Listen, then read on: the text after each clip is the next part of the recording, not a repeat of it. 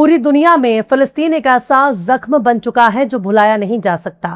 फिलिस्तीन के जख्मों पर चाहे कितने ही मरहम लगा लिया जाए, पर यह जख्म भरने का नाम ही नहीं ले रहा। आज नबियों की सरजमीन पर फिलिस्तीनियों का खून बहाया जा रहा है, फिलिस्तीनियों का कत्ल किया जा रहा है, चाहे वेस्ट बैंक हो या फिर गजा। फिलिस्तीनियों को चुन चुनकर मारा जा रहा है, उनकी नस्ल कुशी की जा रही है। यानी फिलिस्तीनी जिंदा ही नहीं रहेगा। जो फिलिस्तीन की आजादी के लिए अपनी आवाज कौन बुलंद करेगा? और सबसे ज्यादा शर्म की बात यह है कि जो बड़े बड़े मुसलमानों के मुस्लिम देश मौजूद हैं, जो एक कुरान, एक अल्लाह और एक रसूल को मानते हैं, जो एक ही कलमा पढ़ते हैं, उन्हें फिलिस्तीनियों का बहता हुआ लहू दिखाई नहीं देता। आज फिलिस्तीन अकेला है, उनके साथ खड़े होने वाला कोई नहीं है।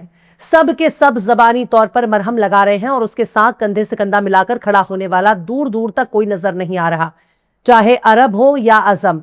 पर फिलिस्तीन के साथ खड़े होने वाला कोई नहीं है। फिलिस्तीनियों के आंसू पोंछने का दावा तो हर मुल्क कर रहे हैं। फिलिस्तीनियों के दुख तकलीफ को दूर करने के लिए हाथ बढ़ाकर उनके जख्मों पर मरहम लगाने की हिम्मत किसी ने नहीं की। आज कोई भी ऐसा माई कलाल मौजूद नहीं है जो फिलिस्तीन के लिए इजराइल से जंग कर सके। सबके अपने अपने सियासत हैं, अपने अपने पॉलिटिक्स हैं और अपने अपने फायदे हैं। फिलिस्तीन के लिए जंग करने वाला आज के वक्त में तो कोई नहीं है। फिलिस्तीन के साथ हमदर्दी का इजहार करने के लिए पूरी दुनिया लाइन लगाकर खड़ी है। वो लोग भी फिलिस्तीन के साथ हमदर्दी जता रहे हैं जो अमेरिका की मदद करते हैं, इजराइल की मदद करते हैं, जिनके जमीन, आसमान और बंदरगाहों का इस्तेमाल करके फिलिस्तीनियों के कत्ल के लिए हथियार पहुंचा रहे हैं। वो भी फिलिस्तीनियों के साथ खड़े रहने का सिर्फ दावा करते हैं, पर दावे और हकीकत में जमीन आसमान का फर्क है। और ये फर्क अब इतना ज्यादा बढ़ता जा रहा है कि ये फर्क कभी मिटने वाला नहीं है। फिलिस्तीनियों के साथ खड़ा रहने का दम भरने की हिम्मत अगर अरब के देशों में नहीं है, तो फिर किसी भी देश में इतनी ताकत नहीं है जो तमाम मुस्लिम ममालिक को एकजुट कर सके और उन्हें एकजुट करके फिलिस्तीन को आजाद कर सके, फिलिस्तीनियों के साथ इंसाफ कर सके। हम बहुत दिनों से सुनते आ रहे हैं कि फिलिस्तीनियों के साथ सिर्फ एक ही मुल्क खड़ा है और उसका नाम है ईरान। पर दिल पर हाथ रख के बताइए कि क्या ईरान सच में फिलिस्तीनियों के साथ खड़ा है? अगर खड़ा है तो फिलिस्तीनियों का लहू क्यों बह रहा है? ईरान ने अमेरिका के साथ इस्लामाबाद MOU साइन किया, उसमें लेबनान की सिक्योरिटी को ईरान ने तरजीह दी। ये शर्त भी रखी गई कि लेबनान से इजराइल की फौज को वापस हटना होगा, उस पर हमले बंद करने होंगे, वहां भी सीज़फायर लागू करना होगा। पर यह तो बताइए, ईरान ने यही काम फिलिस्तीन के लिए क्यों नहीं किया? जब वे लेबनान में सीज़फायर लागू कराने के लिए ईंट से ईंट बजा सकता है, इजराइल पर हमला कर सकता है, लेबनान पर हमला होने पर वो इजराइल पर बमबारी कर सकता है, तो फिर फिलिस्तीनियों के मारे जाने पर, फिलिस्तीनियों के कत्ल पर, फिलिस्तीनियों के खून बहाए जाने पर ईरान एक्शन क्यों नहीं ले सकता? ये बातें भूल जाइए कि फिलिस्तीनी अस्करी फौज को ईरान हथियारों से मदद करता है, वैसे तो कतर पैसों से मदद करता है, पर यहां फिलिस्तीनियों की बात कीजिए। अगर इतनी ही मदद हो रही है तो फिलिस्तीनी मारे क्यों जा रहे हैं? हम ये भी नहीं कहते कि फिलिस्तीनियों के मारे जाने पर सऊदी अरब क्यों खामोश है, UAE क्यों खामोश है, कतर क्यों खामोश है, कुवैत क्यों खामोश है, बहरीन क्यों खामोश है, ओमान क्यों खामोश है, जॉर्डन, मिस्र क्यों खामोश है और पाकिस्तान क्यों खामोश है? हम तो बल्कि ये कह रहे हैं कि फिलिस्तीनियों के नाम पर दुनिया भर से अपनी हिमायत और हमदर्दी बटोरने का काम इन अरब देशों ने तो नहीं किया। तो जिस ईरान ने फिलिस्तीनियों के लिए दुनिया भर से हमदर्दी बटोरी, उस ईरान ने फिलिस्तीनियों के लिए आवाज बुलंद की, वो आवाज इस्लामाबाद MOU में क्यों नहीं नजर आई?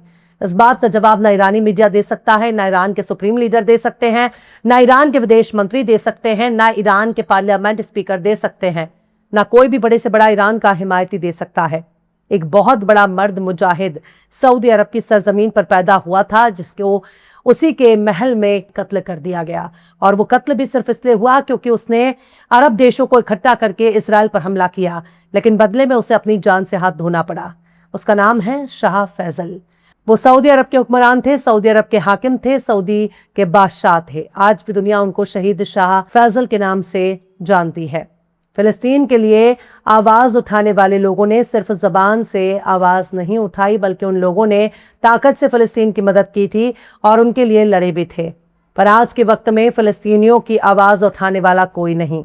ये बात भूल जाइए कि फिलिस्तीनियों में सबसे ज्यादा सुन्नी हैं। हम तो कहेंगे कि पूरा फिलिस्तीनी अगर सुन्नी है तो उसकी मदद के लिए कौन सा सुन्नी ममालिक खड़ा है? क्या पाकिस्तान खड़ा है? क्या सऊदी अरब खड़ा है? क्या कतर, मिस्र खड़ा है? क्या तुर्की खड़ा है? तुर्की तो एक ऐसा गुनाह बन चुका है जिसका नाम लेना ही हराम हो गया है। ऐसा मगरूर, ऐसा दगाबाज और ऐसा फरेबी चिराग लेकर खोजने पर भी नहीं मिलेगा। बात तो ऐसी ऐसी करता है कि मानो इजराइल को जड़ से ही मिटा देगा, पर जब मौका आता है तब पता चलता है कि ये तो बहुत बड़ा बहरूपिया है। लाल सागर में समुद्री जहाजों की सिक्योरिटी के लिए मुस्लिम ममालिक ने एकजुट होकर अपने हथियार उठा लिए, लेकिन फिलिस्तीन के लिए आज भी एकजुट ना हो सके। ना फिलिस्तीनियों के लिए उन्होंने अपनी ताकत का इस्तेमाल किया, ना उन्होंने अपनी कोई डिप्लोमेसी इस्तेमाल की। सऊदी अरब कहता है कि फिलिस्तीन को जब तक एक रियासत का दर्जा नहीं मिल जाता तब तक हम इजराइल को कबूल नहीं करेंगे। मतलब टू नेशन थ्योरी के तहत इजराइल को गले लगाने के लिए सऊदी अरब भी काफी बेकरार नजर आ रहा है। कल को अगर टू नेशन थ्योरी के तहत फिलिस्तीन को बतौर मुल्क दुनिया भर में कबूल कर लिया जाएगा तो इसकी क्या गारंटी है कि इजराइल वहां से अपना कब्जा हटा लेगा। सब कुछ तो फिलिस्तीन का ही है, वहां इजराइल कहां से है। आज इजराइल हर जगह अपना कब्जा जमाया हुआ है। सीरिया से लेकर लेबनान से लेकर मिस्र के इलाकों तक हर जगह इजराइल का ही कब्जा है। गजा के 70-80% हिस्से पर इजराइल का कब्जा हो चुका है। लेबनान के भीतर भी ये जाकर घुस गए हैं। कोई तो ऐसा मुल्क हो जो ये कह सके कि हम हथियारों से फिलिस्तीन की मदद कर रहे हैं और हम कंधे से कंधा मिलाकर इजराइल से लड़ रहे हैं, कोई भी नजर नहीं आ रहा।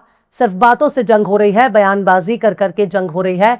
बोलने के लिए फिलिस्तीन के नाम पर घंटों लेक्चर दिया जा सकता है, लेकिन जिस तरह से शाह फैसल ने इजराइल के खिलाफ एक्शन लिया उस तरह से एक्शन लेने वाला आज के वक्त में तो कोई नहीं। हम अपनी बहुत सी खबरें दिखाते हैं, अक्सर उसमें ईरान, इजराइल और अमेरिका की जंग की खबरों की भरमार होती है। जब अमेरिका और ईरान ने इस्लामाबाद MOU साइन किया तो उसमें यह जरूर जिक्र किया गया कि लेबनान में भी सीज़फायर लागू होगा और तमाम मोर्चों से जंग खत्म करनी होगी। और वहां गजा लिखने में क्या दिक्कत हो रही थी? अगर लेबनान लिखने में दिक्कत नहीं हुई तो गजा लिखने में भी कोई दिक्कत नहीं होनी चाहिए थी।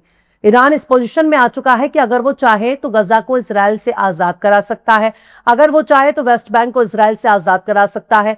फिर उसकी शर्तों में गजा वेस्ट बैंक का नाम क्यों नहीं है? ऐसा भी नहीं होना चाहिए कि एहसान जताने की कोशिश हो जाए कि फिलिस्तीनियों की चिंता सिर्फ ईरान ही क्यों करे। फिलिस्तीनियों की फिक्र में ईरान को ही कदम उठाने की क्या जरूरत है?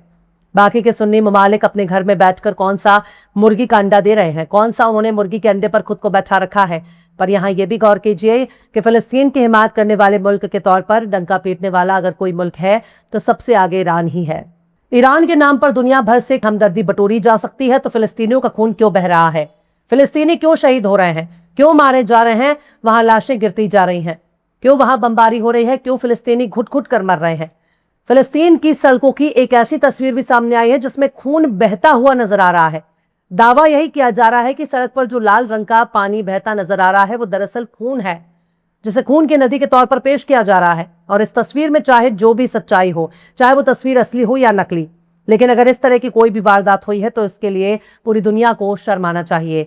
फिलिस्तीन किसी की हमदर्दी के लिए नहीं तरस रहा। फिलिस्तीन अपने एक ऐसे मददगार मुहाफिज की तलाश कर रहा है जो सलाउद्दीन अयूबी की तरह मुकाबला करे। फिलिस्तीन उस मुहाफिज का इंतजार कर रहा है जो बैतुल मुकद्दस में 2 रकत नफल नमाज पढ़ने का हक दे सके, जो फिलिस्तीनियों को जीने का हक दे सके। है कोई माई कलाल जिसकी अम्मा ने अपने पेट से किसी मर्द मुजाहिद को जना हो तो दिखाए वो मर्द कहीं पर है, और क्यों अब तक बिल में बैठा है, सामने क्यों नहीं आ रहा?